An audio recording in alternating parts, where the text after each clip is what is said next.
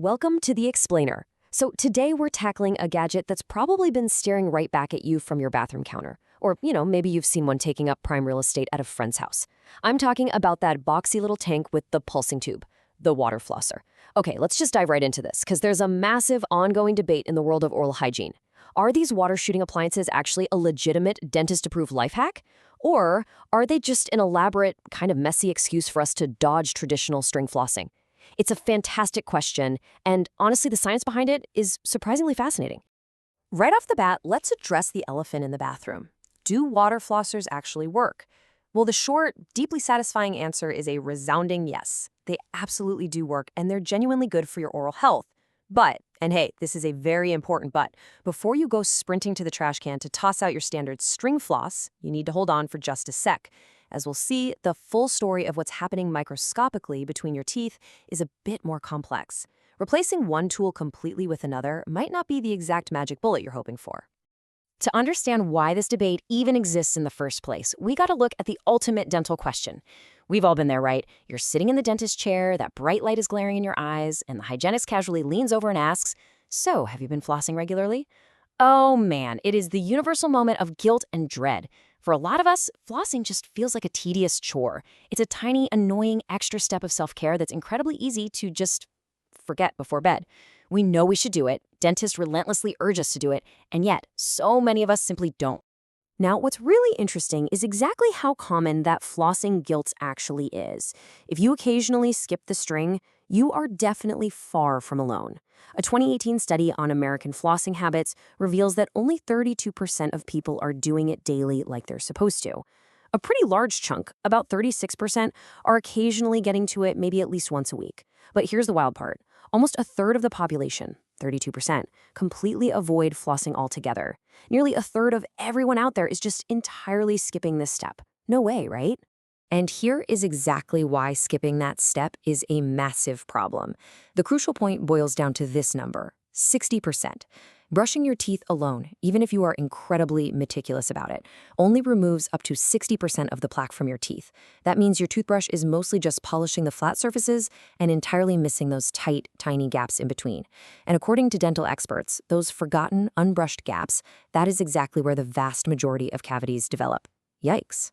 Because human beings have historically, kind of hated string flossing, innovators started looking for a totally different approach to getting into those microscopic gaps.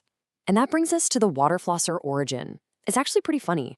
Our collective dread directly paved the way for a clever, modern mechanical solution. So let's shift our story from this massive hygiene problem to a completely new way to clean our teeth. Let's track how this invention evolved, because the water flosser definitely wasn't just born overnight. Back in the 1950s, a dentist actually patented a dental syringe. Now, this was a completely manual device that connected directly to your bathroom faucet with a tube, basically allowing users to blast their teeth with pressurized tap water. Kind of wild, but it wasn't until the 1960s that a dentist-engineer duo named Gerald Moyer and John Mattingly really perfected the idea. They added a dedicated water reservoir and an electric motor to confidently pump the water. This duo eventually brought this whole setup to market, and their company later became known by the incredibly famous brand name we all recognize, Waterpik. But hey, before we get too comfortable with our sleek, modern plastic appliances, you've got to consider this historical artifact. This is a 1950s nickel-plated brass water syringe that dentists used to rinse teeth prior to treatment. It looks absolutely terrifying, right? I mean, it looks way more like a medieval medical instrument than a friendly bathroom accessory. When you contrast this heavy metal syringe with the gentle, humming electronic gadgets we use today, you can really appreciate just how far dental technology has evolved to become consumer-friendly. Fast forward to today, and we have these amazing, super safe devices. But who really benefits the most from them? To answer that, we turn to the experts. Specifically, Dr. Diana Nguyen, the Chief of General Clinical Dentistry and an Associate Professor at the UCSF School of Dentistry. Now, Dr. Nguyen is a massive fan of water flossers, noting they're an excellent adjunctive tool. But she points out something really interesting. These devices provide truly incredible, life-changing benefits for a very specific demographic of users. And that ideal demographic for water flossers is incredibly revealing. We're talking about people with braces or those with implants and bridges. Why? Well, think about it. When you have brackets and wires glued all over your teeth, you literally cannot get string floss all the way down. Wedging string in there is uncomfortable and sometimes just flat out impossible. But water, it flawlessly flushes out impacted food. Furthermore, water flosses are brilliant for people who lack manual dexterity, so individuals with hand tremors, Parkinson's disease, or rheumatoid arthritis. It's also an absolute game changer for caretakers and home health aides. Imagine trying to navigate your fingers into someone else's mouth with a tiny piece of string. A water flosser makes helping others keep their teeth clean so much easier. All right, now we arrive at the crucial butt of our explainer, water versus string flossing. We've established that water flossers are great, especially for those specific groups we just talked about. But why did Dr. Gwen say they aren't meant to be a complete replacement for traditional flossing for the average person? To really understand this, we need to zoom way in and look at the microscopic science of scrubbing your teeth. Here's the deal. When you use traditional string floss, you're able to literally wrap that string around the curvature of the tooth.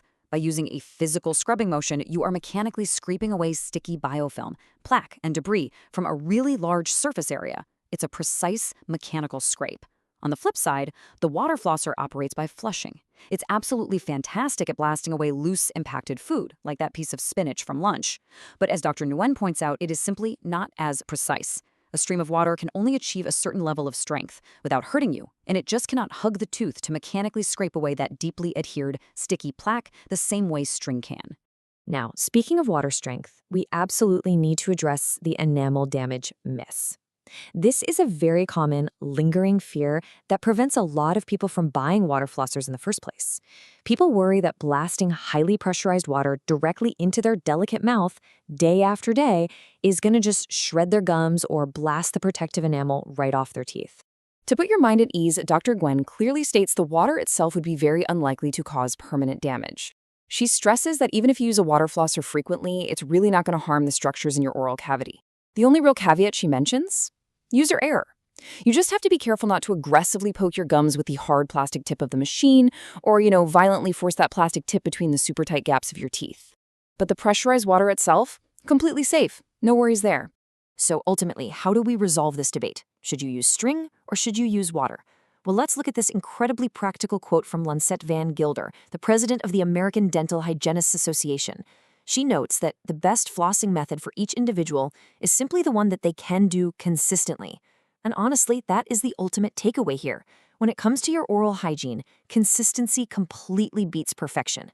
If traditional string flossing is a mental barrier that makes you skip doing it entirely, then adding a water flosser to your routine is a massive upgrade.